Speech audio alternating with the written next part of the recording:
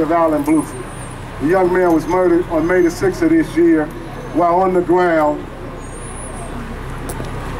laying on the ground, pleading for his life. Allen's last words was, "I didn't do anything," before he was shot 3 times in his heart. This has been tough, as you all know. We're gonna get this right. We're gonna get all the families together. We're gonna keep pushing until we can't get no more.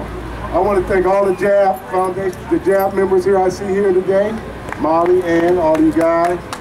And because justice is going to be served. Yes, we're in the middle of getting justice now. Yes, it is. This Officer Masso is a rogue police officer from New York that was charged out there in a civil suit, came out here to Oakland and murdered my son. He did 3 tours of duty in Iraq, in the war zone, before being let loose in our community. I want to thank Minister Keith Muhammad. Minister Muhammad, I want to give it up to Minister Keith for his kind and real strong words to the people. And everybody stay visual, but this fight's just begun. Civil rights attorney, very strong, been doing this since the 60s. We're proud to have him in our organization, JAB. He's fighting for justice for all our kids, all our people. He's been there for Oscar Grant. I'm sure he's going to have a few words to say. God bless all you guys. Stay strong. Dan Siegel. Thanks, Adam, and thank you everyone for showing up here today. Happy New Year. Happy New Year, huh? You know, New Year's is kind of a time for reflection, right? You look at the sun, beautiful day, it's out here, it's warm. Is that something to be positive about? For 2012, I have a new grandson, Malik Abdul Siegel, so I'm thankful for that. But there's an awful lot of things that happened in 2012 that I'm not only not thankful about, I'm damn angry about.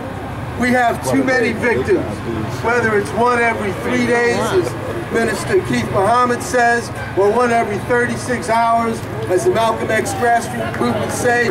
There's too many deaths, and you feel it up close and personal when you get to meet the Bluford family whose son Alan was murdered by the OPD, or you meet the family of Jared Huey, who was murdered by the cops in Vallejo in cold blood. They just leaned over a fence and shot him while he was on the ground. Or meeting the family of Ramarley Graham from the Bronx, whose young child was murdered in the bathroom of his apartment while his grandmother and younger brother stood by.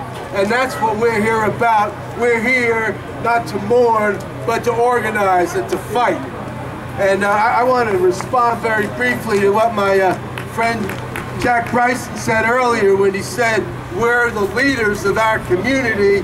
And I want to say to you, look in front of you, look behind you, look to the right, look to the left.